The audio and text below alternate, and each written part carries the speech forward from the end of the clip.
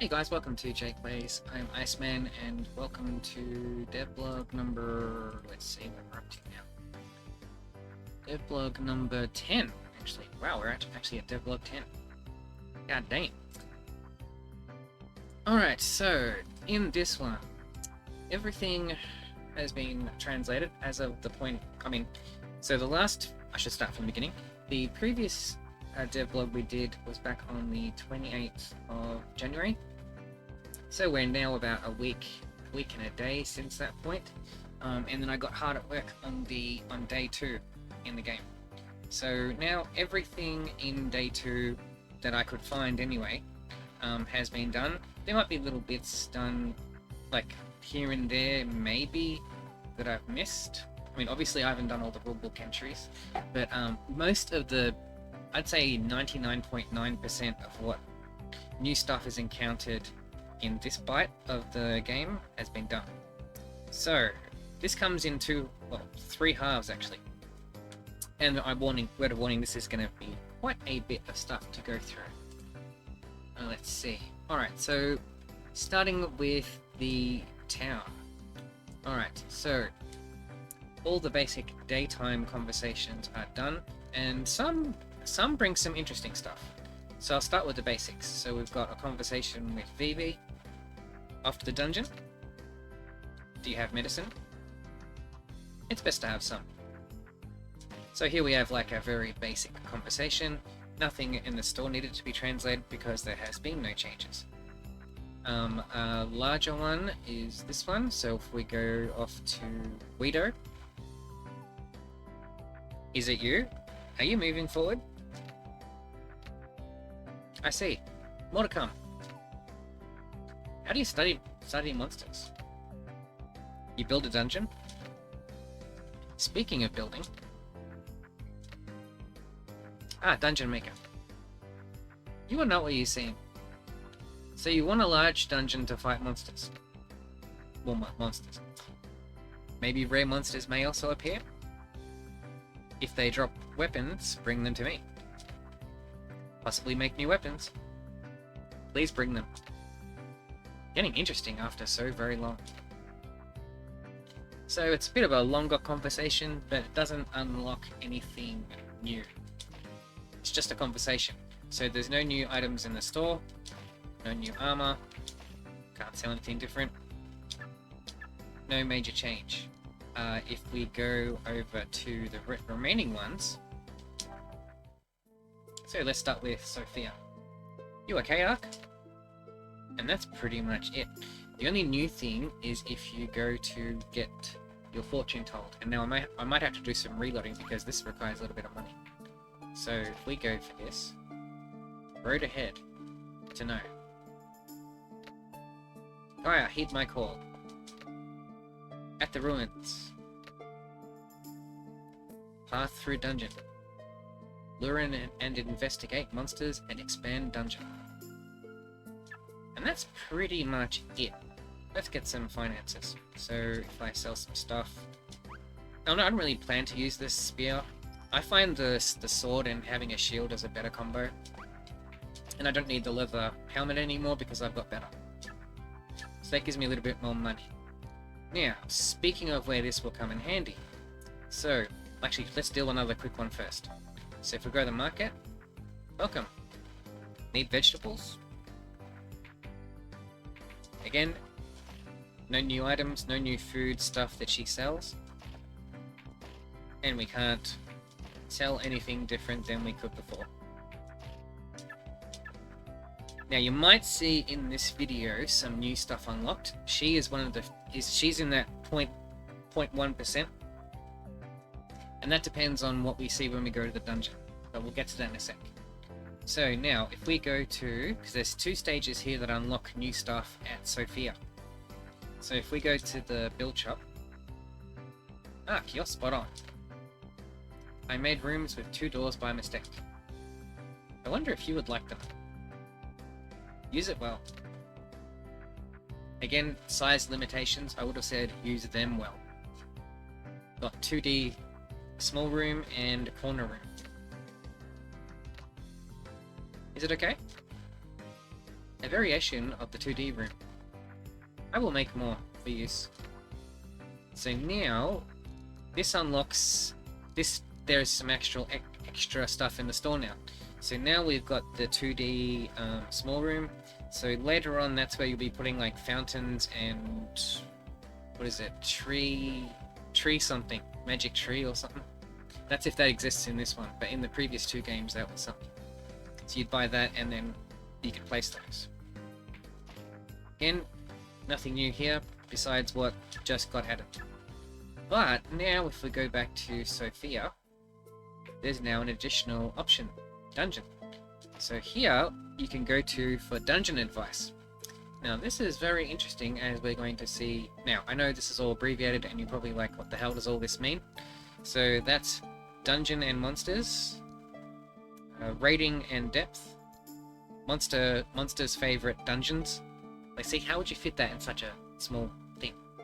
And monster compatibility, which is like monsters' compatibility with different rooms and passages in their dungeon. So each of these, I'll show you what happens. So if we go in here, of the maze, to know. Gaia, heed my call. Links.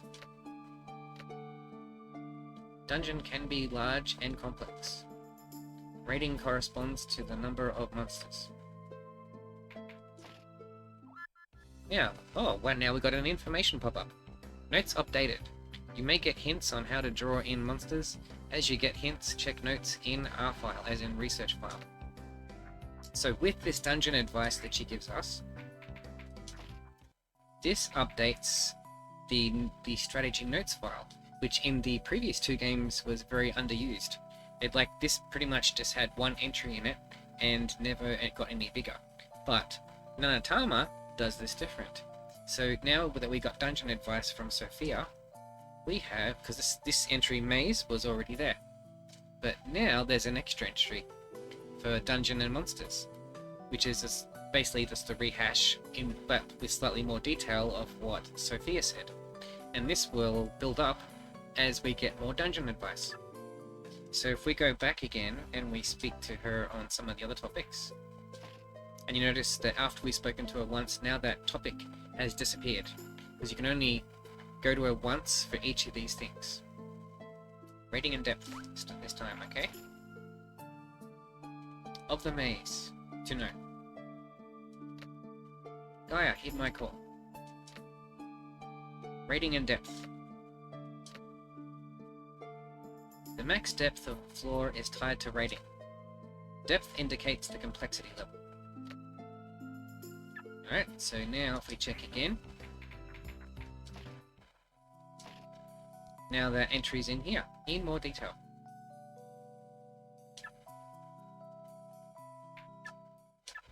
Alright, there's still two more to go.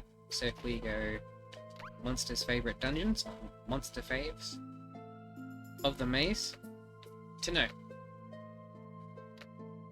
Gaia, heed my call. Favorites. Each monster has a type, plant, etc. Each likes specific places.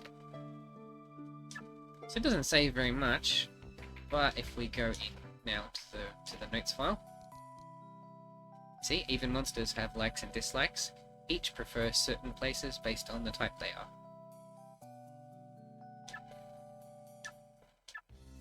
So it just gives you a little bit more hints on like how to design your dungeon if you're looking for specific things. Next one is monster compatibility. Of the maze, to know. Gaia, heed my call. Compatibility. Each monster is compatible in specific locations. Design your dungeon with that in mind. And you notice now that we got all the dungeon advice that is currently available, I don't know if any more is unlocked later, but at least that's it for now. Now that conversation topic is now gone. But if we go in here again, now there's one on monster compatibility. Again, I'm stuck with the limitations of how long things are, so unfortunately sometimes there's this formatting stuff that there's nothing I can do about it. It sucks. Like, I look at this, and I see that S with the comma, and I hate it, but I can't do anything. But there are instances where I can do, if there's space, like if I've managed to find a sentence that does it in less letters than the kanji version, then I'd get some room to move, and that's why you see the formatting in some bits being better than others.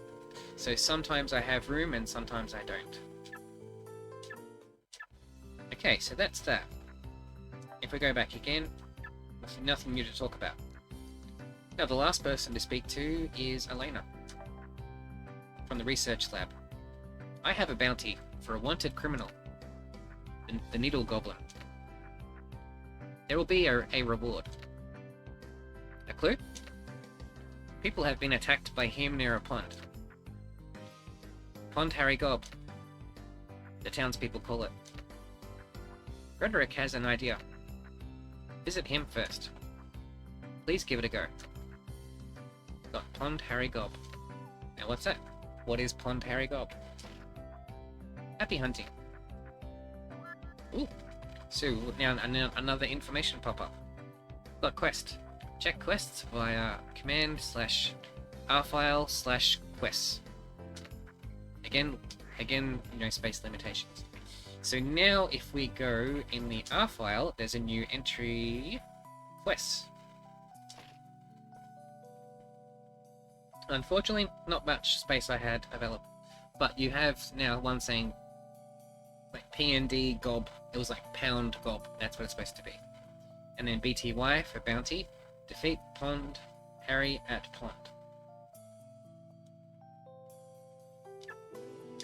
Now that's not all though. If we go back to Sophia again, now we have a new conversation topic that we can do. So we got quests. So now we know that whenever we gain a new quest, we can go for more quest information from Sophia.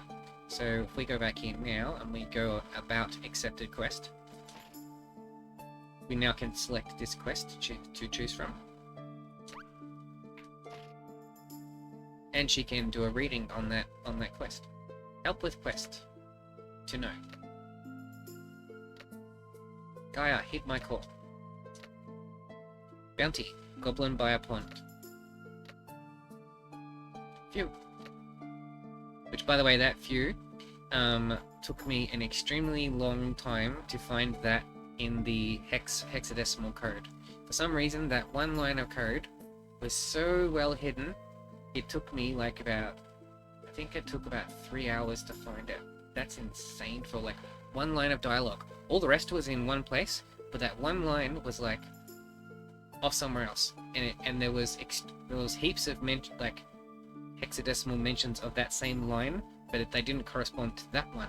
So if I changed those, it didn't make a difference on this conversation. It still had the Japanese kanji, so that literally took 3 hours to find. The rest was easy and very quick. Anyway, a mean goblin lives away from the sun, habitat level 1.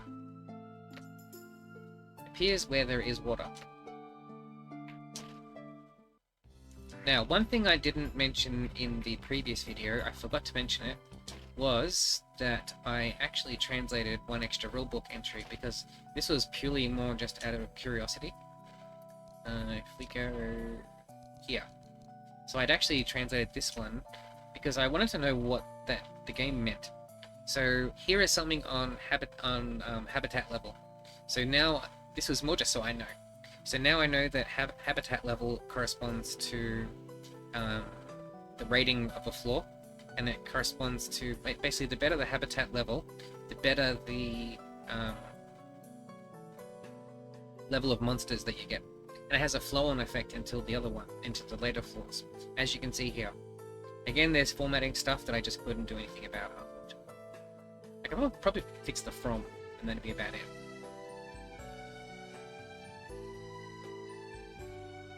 Anyway, there's information here on depth. It's like, what does depth mean? What does rating mean? What does habitat level mean? That's the most important bit. and how that actually corresponds. So there's a little bit of like an example it gives you. A floor's habitat level is determined by floor rating, which determines the monster types present. For example, raising a floor rating to 5 would allow level 5 monsters. So that's a new thing in this game. Kind of. It was in the other games, it's just they didn't refer to it as habitat level, and it was more like a hidden stat in the game. Like, it was there, it's just they didn't tell you about it. So, anyway. So now we know when they say habitat level 1, that's what they're talking about. Anyway, now if we go back into the quest thing, now we see there's actually a little bit more information in that quest log entry. So now it says, lives in habitat level 1 plus water areas. So it gives you some more clues, even though the game, like, Elena already told us. But now we have it in the quest log in case you forget about it later, because it can take a while for quest-related monsters to appear sometimes. Like the boss ones are easy because you just make the boss room, and then once the rating's high enough, then they'll appear. But the spawning ones are much harder to come by, and they take a lot more work, and that is very traditional of all the Dungeon Maker games. Alright, is there anything else? Oh yes, so the other thing is that she said to go speak to Frederick about this because he had an idea about how to get Pond Harry Gob. So now there's another conversation. Hear that? The bounty for the goblin. You need a room to lure him in. It's worth a try at building. What to build? He tends to appear near ponds, so I'll build one. I'm nervous. Come back tomorrow to see. Now to start.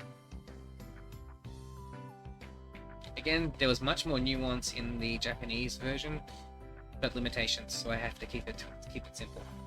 He was saying something like, I'm nervous as this is my first time building something specifically for you. But come back tomorrow and we'll see how it goes. That's the original version of it. But you can read all this in the next demo, which will be after, like, once I finish this video, I'll put it together and I'll release another demo. As I said at the end of the previous one, as I complete each day, I'll update the demo that's up. So you can play through everything I'm showing you, and it'll have everything up until the end of day 2, and probably will cover some of day 3 too.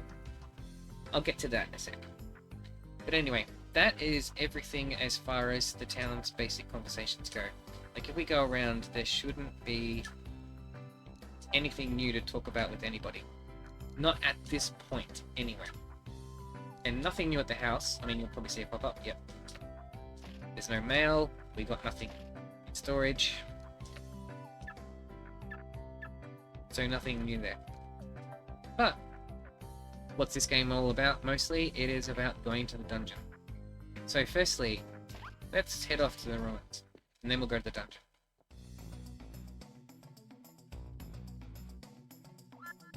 Ooh, information pop-up. Second day. Today the Guardian and Attribute days changed. Guardian days change every 3rd day, and Elemental days change every 4th day.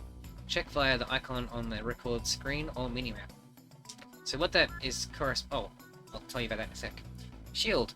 With two-handed weapon or shield, you can do defense actions, which reduce damage. Hold down the L button to defend. Alright, so that's 2 things I need to explain about. So now, let me just make sure you can see my mouse cursor. Yes, you can. Alright, so do you see this water icon up on the top right? So that's corresponding to the Elemental Day. So Elemental Days, that's a unique Nanatama feature. Basically, Elemental Days affect the type of monsters that you see. So some monsters will appear only on very specific Elemental Days, and there's stuff to do with Guardians as well. So if aligning with the exact same kind of thing. So some monsters will only appear on specific Guardian days as well. So there's like lots of combinations of things going on. That's the first thing that was mentioned in an information pop-up. The second was related to using of a shield. So if we go now, you see how I've got the shield equipped? Now if I hold down, because now the game didn't have it before, but now I do. If I hold down, the L button, see how it says guard camera? So that prompt I had to translate, but I mean the functionality was there. But you can go around like this, and I've never actually done this in the game before. I don't know if you can do this in the other ones, but I've never tried. So maybe you can, I don't know. But you can basically, you could just walk around like this all the time, that'd be a bit stupid, but I mean you could do that if you wanted to. Anyway, this will be a little bit more gameplay for a couple of minutes, probably. So now, if we go around the ruins, this time round there's going to be heaps of these Elrans, as I call them. Or if you want to go by the monster file, they're actually called... Yeah. Oh, yes, that's right, true. That's another thing too, I'll tell you about that in a sec. But that's... I said Elran, but they're actually Elrayuns. And they're a turnip-like plant monster with 2 legs. So, another thing that happened too, when we got the quest information from Sophia, that actually updated, the game didn't tell you, but it actually updated the monster file as well. And that brings up something interesting that I discovered specific to this one. It probably relates to quest monsters. So when they said Pond Harry at the pond, they said his type was of what is it, needle goblin. Unfortunately, again, space limitations, but that's why you got NEDL, as in needle, and then goblin. And if we go in here, needle goblin, low tolerance for the sun, or for sun. Now remember that information you see, okay? Because that's going to change later. But we haven't actually encountered one of those in the dungeon yet. So they say it's Pond Harry, but when you get the quest, it just gives you the generic race type or creature type that it relates to. So not the specific boss itself, but the actual race or generic enemy type that it corresponds to. Anyway.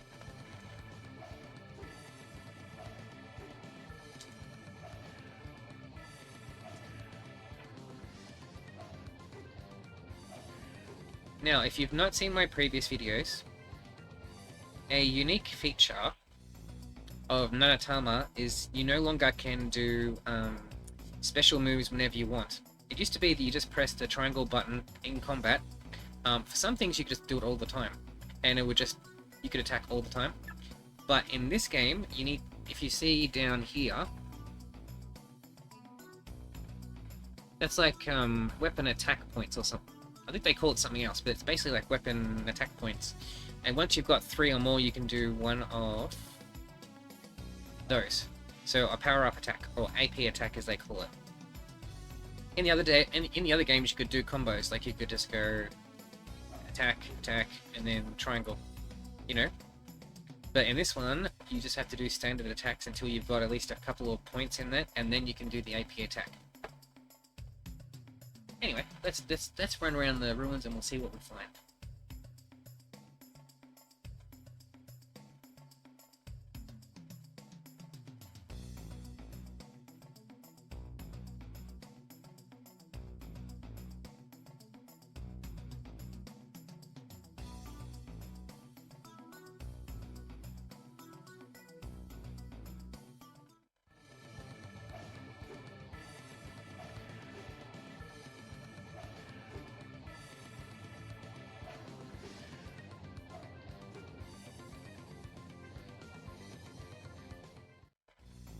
They're worth killing those things since they drop the...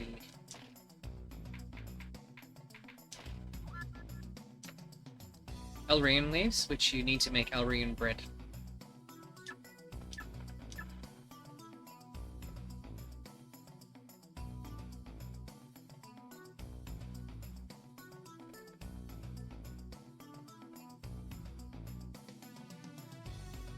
Now, one thing that's a factor in the game as of this point is randomization. So, if in the previous, when I was doing the videos for the previous sections, like that you saw in the previous videos, those were all very fixed things, as in, every time I would go somewhere, I would always encounter the exact same stuff. So, which made it very easy to translate because, you know, I'd always get the same text. But once we go to the dungeon, what you encounter down there is totally random. Like, you don't...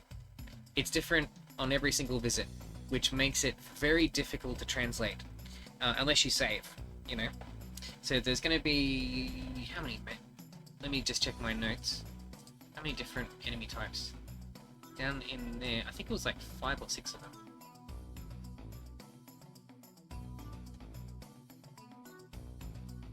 One, two, three, 4, 5, 6, 7, 8.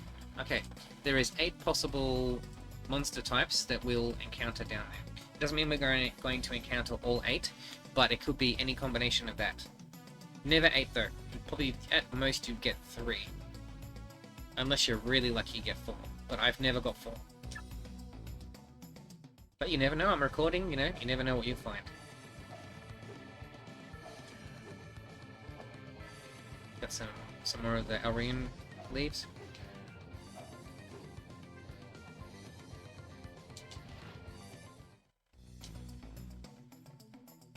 And as I unlocked a little shortcut to the dungeon from here, I can go down this way if I want to, or I can go down to where the elevator is. That's another path as well. But we're closer to the lift, so we may as well just go down this way.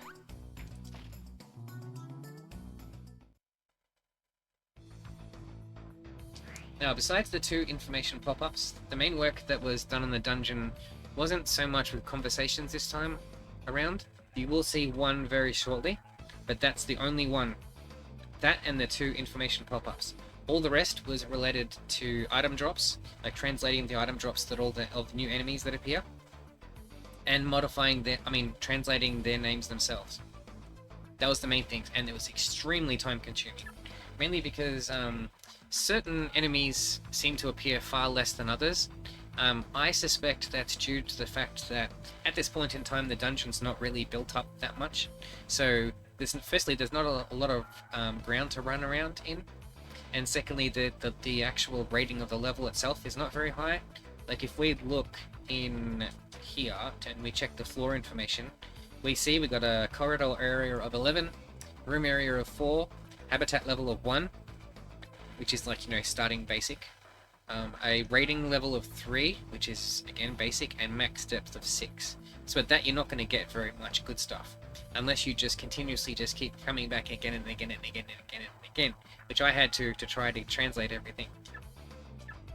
But if this was a fully built up level, then we'd be getting everything, and quite easily too. Ooh. Here we go. Straight away we got some new enemy types, 2 of them actually. And so here's the one conversation that happens. Just a moment. I sense a monster. No shit. So monsters are here as well. If a monster is too strong, call on my power, and I will help you, albeit only for a short while. Now, one thing I don't like about this conversation, it gives the monsters a free hit on you. Did you notice that the monsters hit me just then? It's one little annoying thing about it. It must be the way the game's scripted. Anyway, so here we have 2 new enemy types. So the first one is poisonous insect, which is like the flying purple things, and then slimes, which is that grey slime looking thing.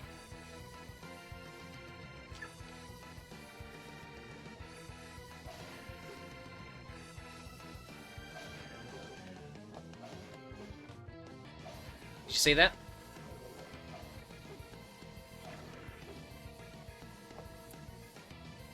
Alright, and that's another thing too, so the pickups, so when you pick up money or whatever, so the grey slimes drop one of 2 things. The vast majority of the time they drop gold, so that's when you see still the amount of money and taken. They also drop a ring, but that is extremely like low drop rate. I've only ever seen that drop like 2 times out of maybe, God, I don't know how many times I visited the dungeon, maybe 100 times or something to get this fully tested. It's only dropped maybe 2 times, so, but I have seen it and I have translated it. Now, anyway, if you noticed, we picked up some, other than the gold, we picked up an item. Now, there's a new little entry in here. So we already had root. Actually, no, there's no new entries, but it did give us something that we can do. So, in the previous video, I translated the blade root, but I didn't have anything to apply to it. But now I do. We now have access to the root materials screen. Now, unfortunately, I don't have enough to add. And by the way, this is again, you're going to see something that's in that 0.1% of what I haven't translated. So you see that there? That's one of the few things I haven't. There's just so much stuff to test. But anyway, so now we have this screen. I've translated the rulebook entry for it, which explains about what a root is, what materials are, root strength. So like a root can only be strengthened a limited number of times, and you can initialize it to reset it back to its default values. We'll see if we get lucky, because I also translated armor strengthening, which there's only one enemy out of the whole 8 that spawn. Only one of them drops an armor strengthening item. All the rest, at best, drop weapon strengthening stuff. Let's see if we get lucky.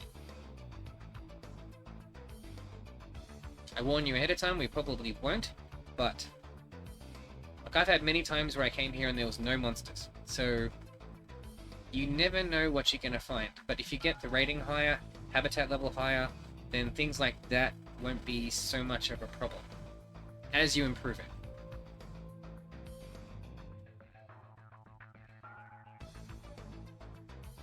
As you see, the dungeon in its current form, there's not very much there, so it doesn't really give a lot of chances for respawning of stuff. Hey, we'll see. We might get lucky. This room never has anything, but it's more just to get the rating up.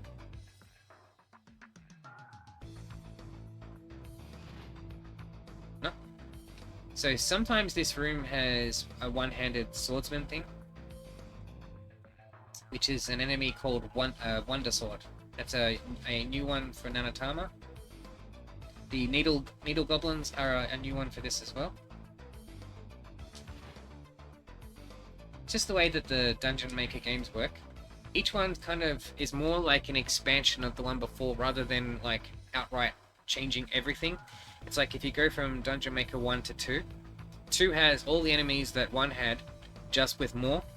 And this one, at least from what I've seen, is following the same kind of thing, where there's just all the same enemies are there, but more.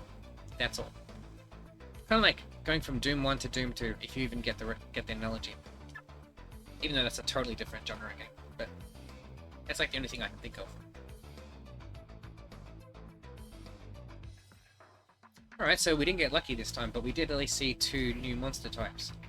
So if we check our research file and monster file, we'll see there's now 2 entries that have the question marks on there. Apologies for the flashes. So we now have that grey slime that we fought before, and we have the purple insects, which I say is the poisonous insects. And if you look up the top, now there's a whole bunch of icons. So we've got like one in the shape of kind of like a dog, one that looks like a pile of goo, one that looks like a spider, and one that looks like a plant. Well, if we go across, so the one that looks like a dog is beast categories, so that's been translated. Slime, so for slime related enemies. Insect, so like insect, it's just missing the T. And plant we had translated previously. But that's about it, so the rest is just going back to town. I'll show you something else I translated as well. So if we go up into... I've noticed it happens more if I go in the ruin section. Okay. So now, if I go to my magic and I say I want to use the return spell, escape dungeon, so this was a new prompt that comes up. That's been translated. And we can go back to town. So that's now 2/3 of the stuff that's been done. Now we've entered the final third. Now, again, it's mostly just conversations. I'll do the quick ones first. If we go to the market, which by the way, this is going to present the 0.1% I haven't translated yet.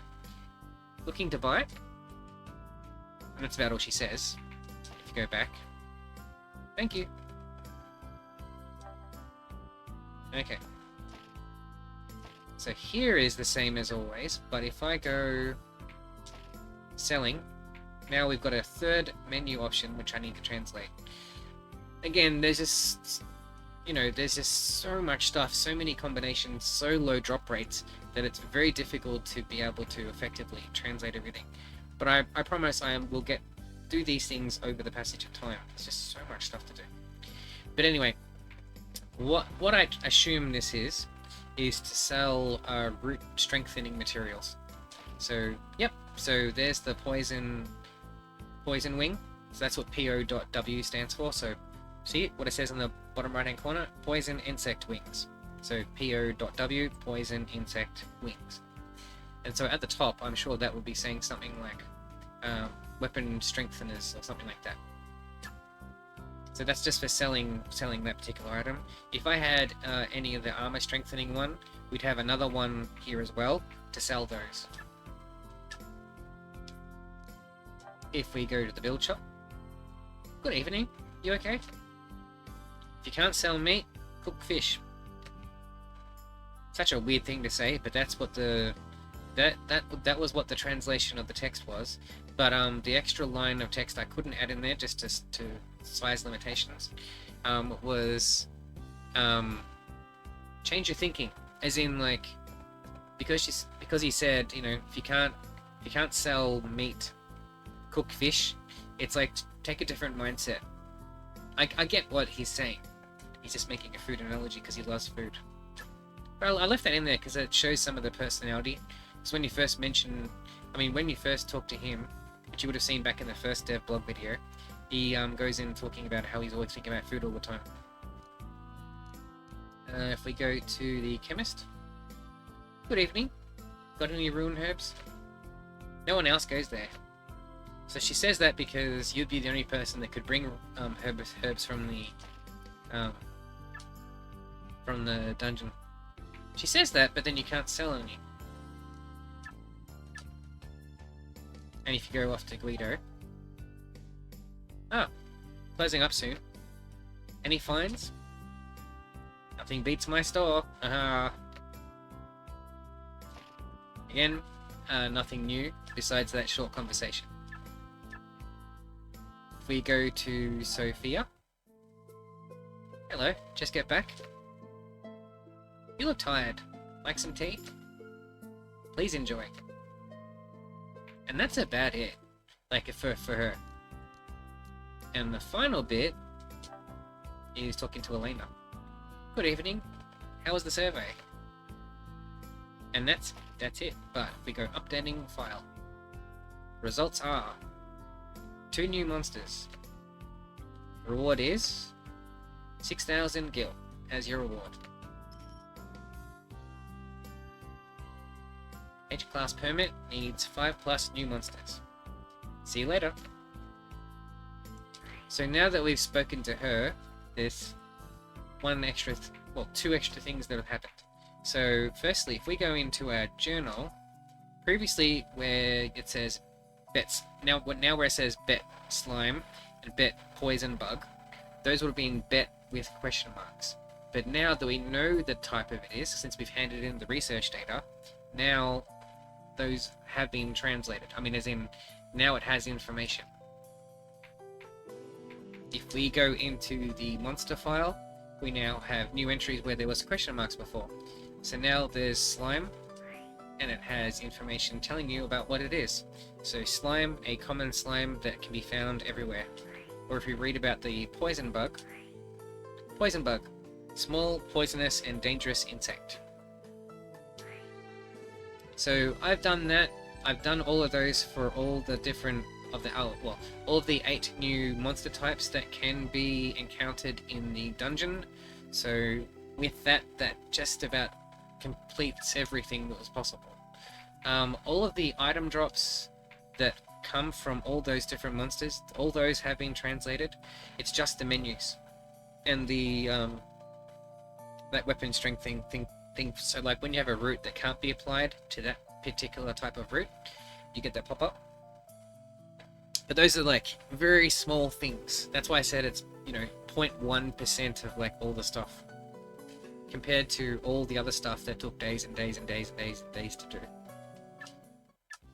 Okay, so yeah, so that does it for day 2 in the game. Now to show you of the work that is ahead. So let's jump in and we can see for ourselves.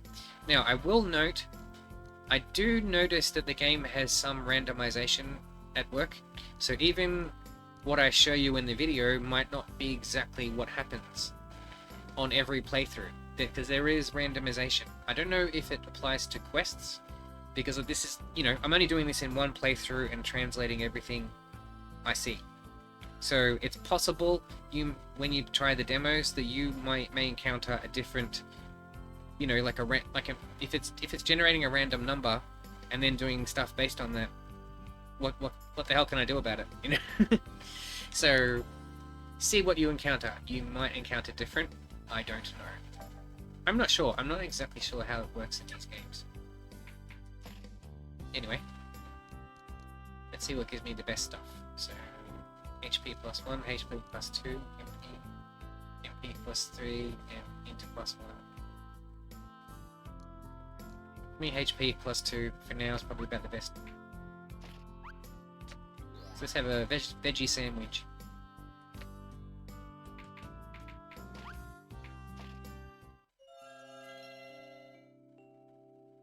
Got quest, and Bob. We beat the slime and we beat the poison bug. Not going to save because I want to go through the dungeon on my own after this video and beef up my dungeon, make it a bit better. So let's show you what's different. Let's see for ourselves. Let's see if we encounter anything different. Here we go, already. 1, 2. Another very quick conversation. So quick one from Guido.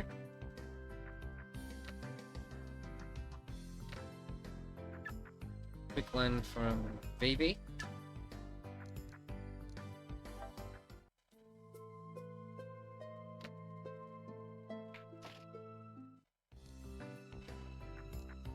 Let's see if I get a different fortune reading. It's not like I don't have any money.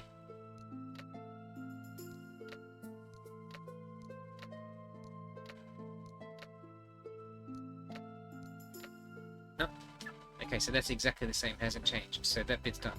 But the basic conversation going into speaking to her needs to be done.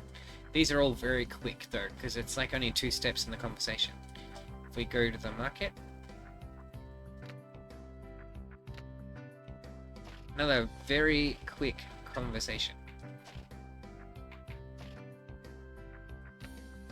And some parts like are used in every conversation the person has. So the fact that she said good luck, because I noticed in translating the second day that they actually say different things in the, like there's specific bits, like that they say in the, if it's day or if it's night, well even in the evening, and that's just more at the when they end the conversation with the last thing they say.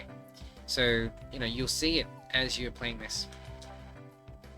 Now, here's one of the bigger, longer ones. I know I tested this myself earlier, and this one's a bit slightly longer. So here, this is probably the most interesting one, the one that'll take the longest. So Frederick gave us a new building type. This one. So it looks like it's just something that goes in a room of some kind. It's saying 1D, so it's probably like a 1D small room, I'm guessing.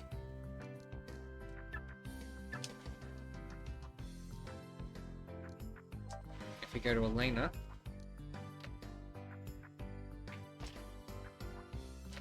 another very quick conversation. So that would take no time at all for much of that. I could probably do the majority of that in maybe an hour. If we go to the... no, I won't do that. So anyway, that's giving you a nice little sneak preview of things to come.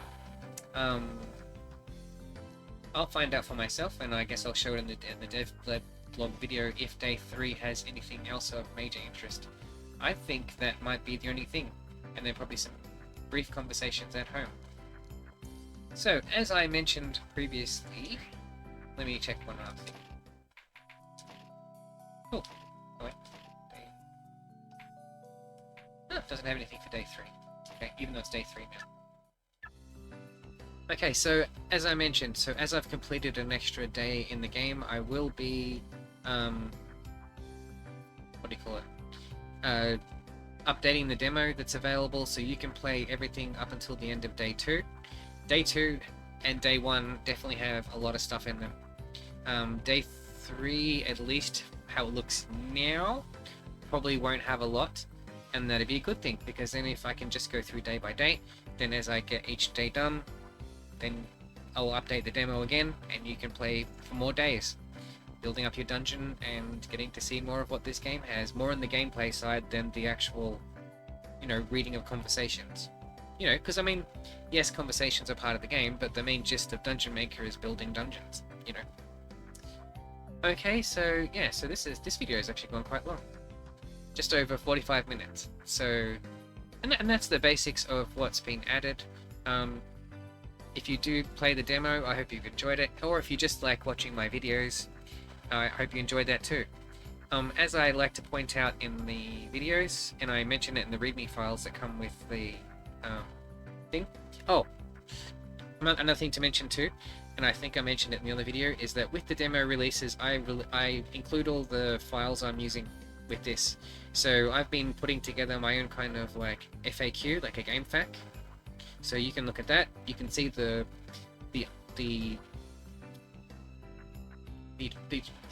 proper lengthy conversations translations that exist. So you can see all the conversations in their unedited forms. So much longer, much meatier conversation. So you're more than welcome, if you play the game and you're talking to people, have that open and then just look at the text I have in that if you want. You can find detailed information on all the monsters, skills, everything that I'm translating. Everything. Items, weapons, armor, building materials, root strengthening and armor strengthening stuff. Everything. So I've got that in a FAQ kind of thing. And yeah, that's about it. So yeah, so you better play that for yourself anyways, and read for yourself in the next demo. Oh yes, and what I was going to say too is, as I say at the end of these videos, if you want to support the project, and you're a Dungeon Maker fan, jump over to the Patreon. You can find sneak preview videos that I do in between, like in the times between where I do these, like where I just go more in depth into like individual stuff when it's done, and you can support the project from over there. Other than that, just subscribe to my channel so that you can keep seeing these devblogs when I put them up. Yeah, and as I've been saying always in the past, if you have skills in ROM hacking and you know how to implement a a half-length fixed font thing, then that would be fantastic. I could use the help on this. We could have much better conversations and much better grammar in these if I had access to that, because conversations could have much more text in them. And if you have experience in extracting image files and translating them and then putting them back in, that would be good too, because there are image files that are used in the game that I just can't translate, so because I can't get access to them. Other than that, as I say always, I mean, this is going to go ahead anyway. I'll just keep working on this in my spare time here and there until it's done. Alright, so that is Devblog 10. I can't believe we're already at Devblog 10. I will see you guys in the next Devblog, where we should have all of day 3 done. Alright guys, have a good one.